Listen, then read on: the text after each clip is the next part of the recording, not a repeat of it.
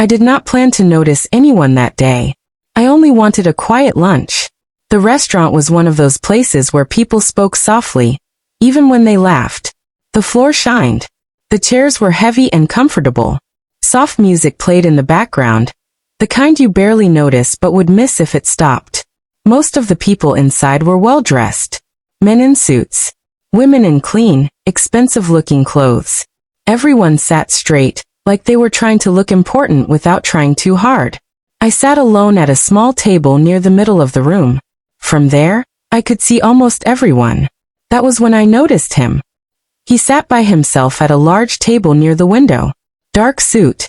Neat hair. His phone lay face up beside his plate, and it kept lighting up with messages. Each time it did, he glanced at it like he expected the world to wait for him. People treated him differently. I could see it.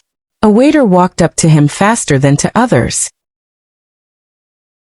The manager passed by and nodded slightly. Even nearby guests spoke in lower voices, as if his presence mattered more. I didn't know who he was at first, but I could tell he was someone. A man at the table behind me leaned toward his friend and whispered, "That's the CEO." I didn't catch the company name, but the way he said it told me everything. Rich. Powerful. Used to respect. The CEO didn't smile. He didn't look around. He stared straight ahead, like the room belonged to him. A few minutes later, a young waitress walked toward his table. She wasn't different from the others at first glance. Simple uniform. Hair tied back neatly. Not rushed, not slow. Just doing her job. She stopped at his table, smiled politely, and asked for his order. That was the moment when everything still felt normal. He ordered without looking at her. His voice was firm, sharp, like he was giving instructions, not asking for food. She wrote it down carefully and nodded. Before she walked away, he added something else. She paused, asked him to repeat it, and wrote again. Nothing unusual. She left. I went back to my phone, thinking nothing of it. About 10 minutes later, the waitress returned with his meal. That's when the problem happened. She placed the plate in front of him. He looked down at it once, then again. His face tightened. "This is not what I ordered," he said. His voice wasn't loud yet, but it was cold. She looked at the plate, then at her notepad. "I'm sorry, sir," she said. "You asked for—" "I know what I asked for," he cut in. People nearby started to notice. Forks paused midair. Conversations slowed. The waitress stayed calm. "I'll fix it right away," she said. But he wasn't done. "No," he said, pushing the plate slightly away. "You should learn how to listen.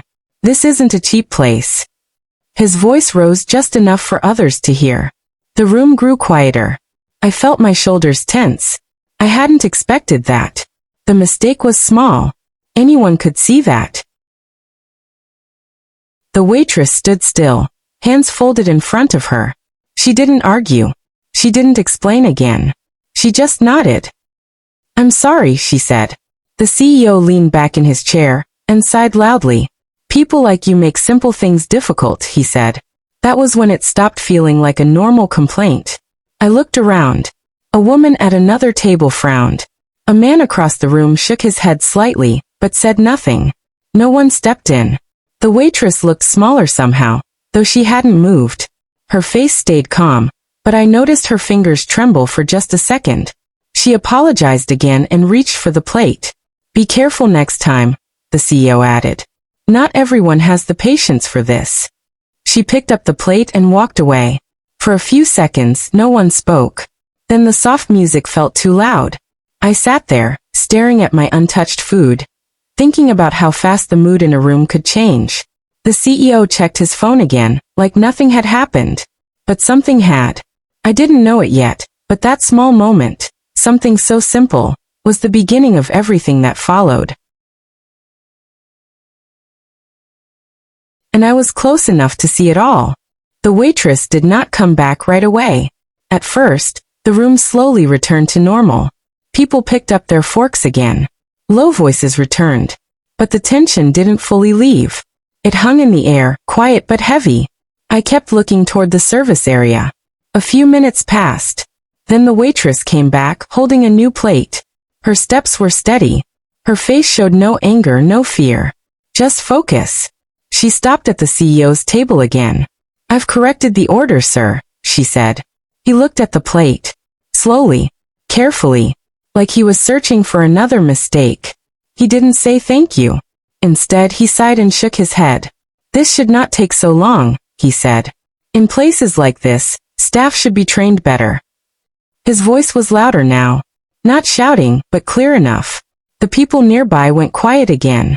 I felt my stomach tighten. It wasn't about the food anymore. It was about control. The waitress nodded. "I understand," she said. "That was all. That should have ended it."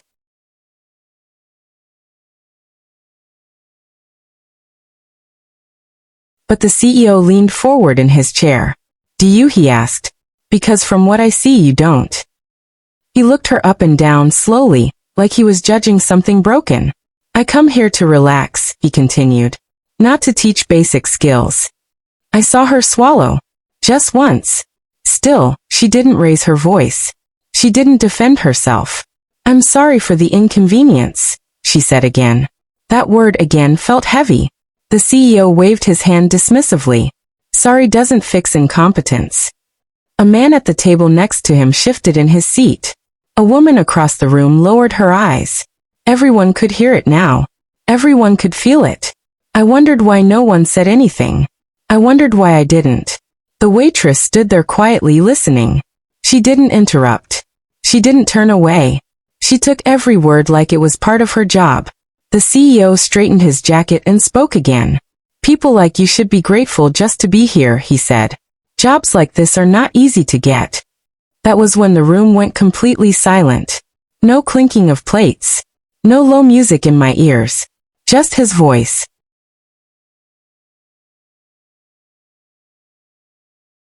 I felt a rush of anger. Not loud anger. Something tighter, deeper. The waitress nodded once more. "Yes, sir," she said. Her voice was calm, steady. No tears. No shaking. That calm bothered him.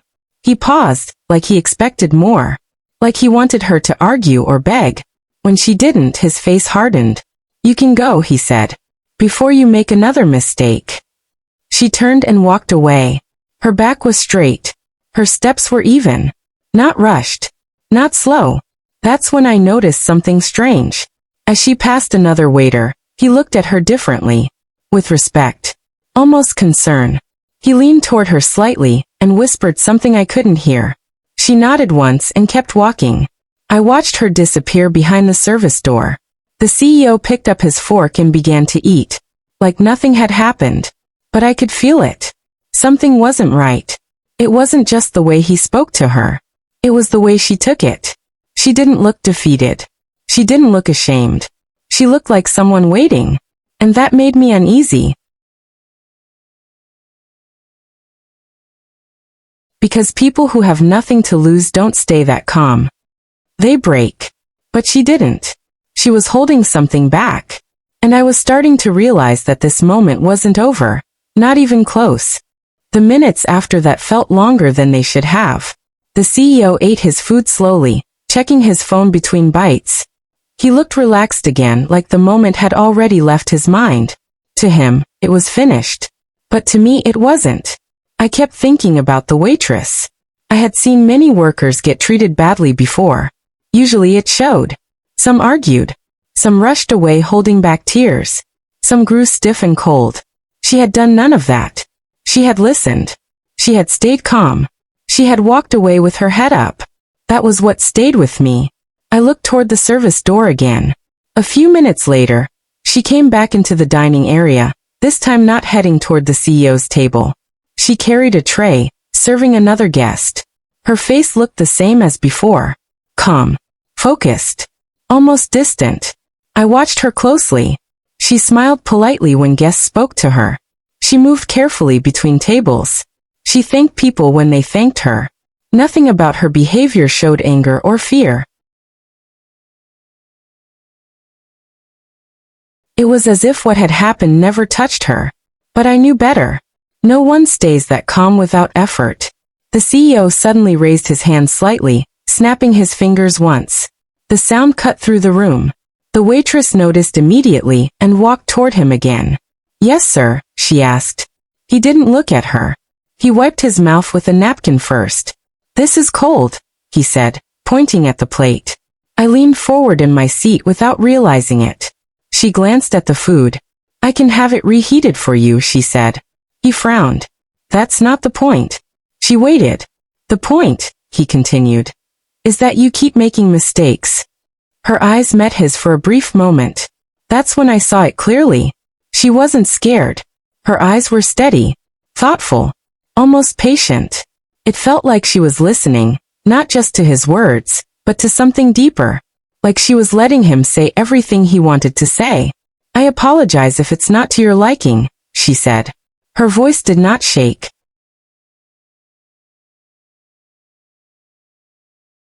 The CEO laughed softly, without humor. You keep apologizing like it means something, he said. It doesn't. Somewhere behind me, someone cleared their throat. Another guest shifted uncomfortably. The waitress nodded. I understand. That answer annoyed him. Do you? He asked again.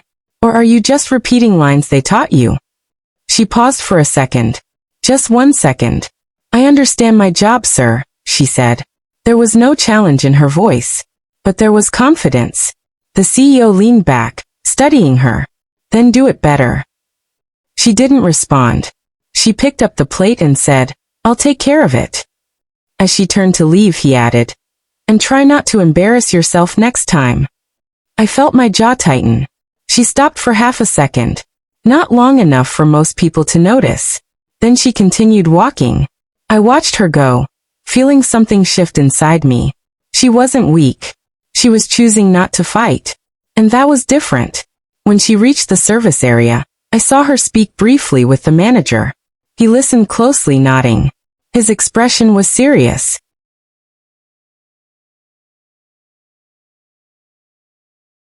He glanced toward the CEO's table. Then he looked back at her and nodded again. That caught my attention. This wasn't how managers usually reacted to complaints. There was no anger toward her, no blame, just respect. I sat back slowly. The CEO, unaware of any of this, returned to his phone. He smiled at something on the screen. He thought he was in control. But something told me he wasn't. Not anymore. The waitress returned to the floor a few minutes later, empty-handed. She walked past the CEO's table without stopping. Her posture was calm. Her face was unreadable. She didn't look like someone who had been broken. She looked like someone who had already decided how this would end. And for the first time since the incident began, I felt sure of something. The CEO had no idea who he was dealing with. By then, the restaurant felt divided. There was the normal side. People eating, talking softly, pretending nothing was wrong. And then there was the other side, the quiet tension that hadn't left since the CEO raised his voice. I sat in between watching. The waitress moved through the room again, serving other tables. She didn't avoid the CEO, but she didn't hover near him either. She treated him like any other guest now. That change was small, but I noticed it. She wasn't careful around him anymore. Another waiter joined her near my table for a moment. He spoke softly, his body turned toward her, blocking the view from the dining area. She listened, nodded once, and thanked him. When he walked away, he placed a hand briefly on her shoulder. Not in pity, in support. That told me a lot. The CEO called for service again, tapping his glass lightly with a spoon. A different waiter responded. That was unusual. The CEO frowned. Where's the girl from earlier? He asked. The waiter smiled politely. She's assisting other guests, sir. How can I help you? The CEO paused, clearly annoyed. I asked for her. The waiter hesitated for a moment, then said, I'll let her know. But he didn't rush. I watched the CEO's expression change. He wasn't used to waiting. He wasn't used to being told no without the word being spoken. A minute later, the manager appeared. He stood beside the CEO's table, calm and professional. Is everything all right, sir? He asked. The CEO leaned back. Not really, he said. Your staff needs better training. The manager listened without interrupting. The waitress earlier made multiple mistakes, the CEO continued. I expect better service here. I understand, the manager said. His tone was polite but careful. I'd like to speak with her again, the CEO added. The manager nodded. Of course. But instead of calling her over, he remained standing there, waiting. The CEO noticed. Well, he said. The manager folded his hands in front of him. She'll join us shortly. Something in the way he said it felt different. Not nervous. Not apologetic. Respectful. I leaned forward slightly, my attention fully on them now. The waitress came out from the service area a moment later. She walked toward the table calmly, her steps even. She stopped beside the manager, not behind him. That mattered. I'm here, she said. The CEO looked at her, then at the manager. Good, he said. Now maybe we can fix this mess. The manager didn't respond right away. He looked at the waitress instead. Would you like to speak, or would you prefer that I do? He asked her. The CEO blinked. The waitress met the manager's eyes. You can speak, she said quietly. The manager nodded. That exchange lasted only a few seconds, but it changed the air in the room. The CEO straightened in his chair. What's going on? He asked. The manager turned to him. There seems to be a misunderstanding, he said. The CEO laughed once. I don't see how. The manager didn't smile. I believe, he said carefully, that it would be best if we clear a few things up.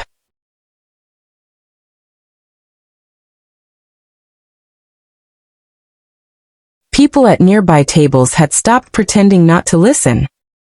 Forks rested on plates. Glasses stayed untouched. The waitress stood calmly beside the manager, hands folded, her face neutral. She wasn't waiting to be defended. She was waiting for the truth to be said. And in that moment, I understood something. She wasn't just different. She didn't need protection. She had been in control the entire time. And the CEO was about to find out why.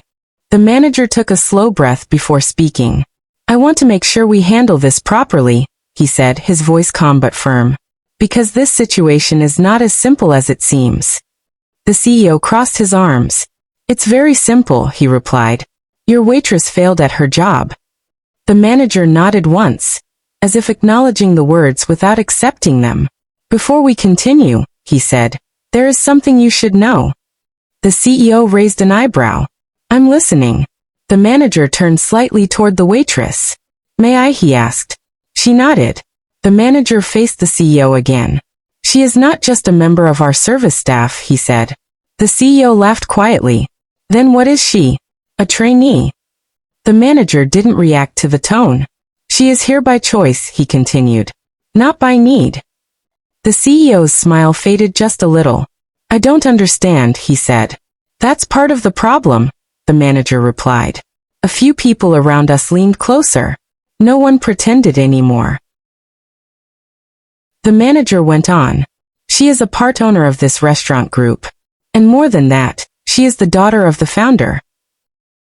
The words landed softly, but the effect was heavy.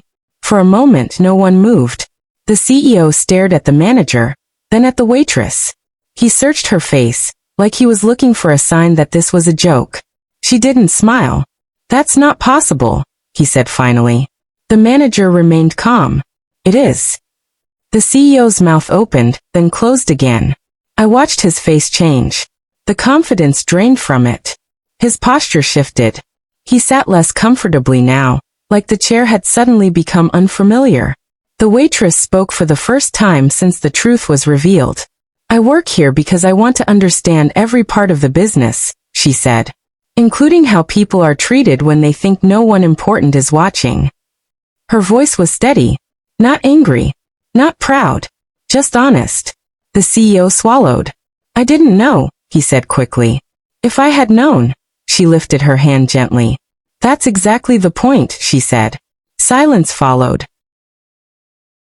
The manager added, we value respect here. It applies to everyone, regardless of title. The CEO nodded rapidly. Of course. I completely agree. His voice sounded different now. Softer. Careful. I apologize, he said, turning to the waitress. I spoke out of frustration. She looked at him calmly. I understand frustration, she said. What I don't accept is disrespect. He looked down at the table. I had never seen a person shrink so quickly. The power in the room had shifted. Not loudly. Not dramatically. Quietly. The CEO cleared his throat. I'd like to make this right, he said. However you see fit. The waitress shook her head slightly. That won't be necessary, she said. This was enough. She turned to the manager. I'm done for the day. He nodded immediately. Of course. She walked away without another word. No anger. No victory speech. Just calm. The CEO remained seated, staring at nothing. He didn't touch his food again. And I knew he wouldn't forget this moment. Because being corrected in silence is far harder than being shouted at. After she walked away, the room stayed quiet. Not the polite kind of quiet the restaurant had before. This was different. It was the kind of silence that makes people think.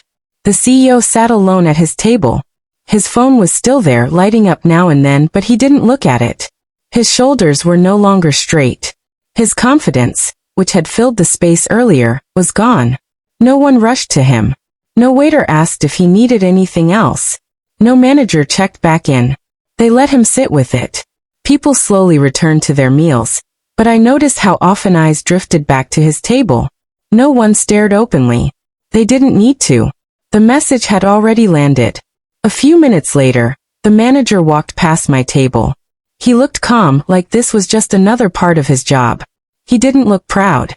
He didn't look pleased. Just professional. The CEO finally stood up. He adjusted his jacket, but the movement looked forced. He glanced around, maybe expecting attention. There was none. None. He walked toward the exit quietly. No one stopped him. When the door closed behind him, the restaurant seemed to breathe again. The music felt normal. The light felt softer. I sat there for a while longer, thinking about what I had seen. The waitress returned later, not to work, but to leave. She wore a simple coat over her uniform. As she passed by, the staff nodded at her with respect. She nodded back. No one clapped. No one whispered. She didn't need any of that. She walked out like someone who knew exactly who she was. I finished my meal and stood up to leave as well. Outside, the afternoon felt brighter than before. I thought about how the CEO had walked in full of pride and walked out quietly. I thought about how the waitress had been insulted without ever raising her voice. Power hadn't changed hands that day. It had been revealed. And I realized something as I walked away. You can learn everything about a person by how they treat someone they believe is beneath them. That afternoon, one man lost his dignity. Another woman never did. And I was there to see it all.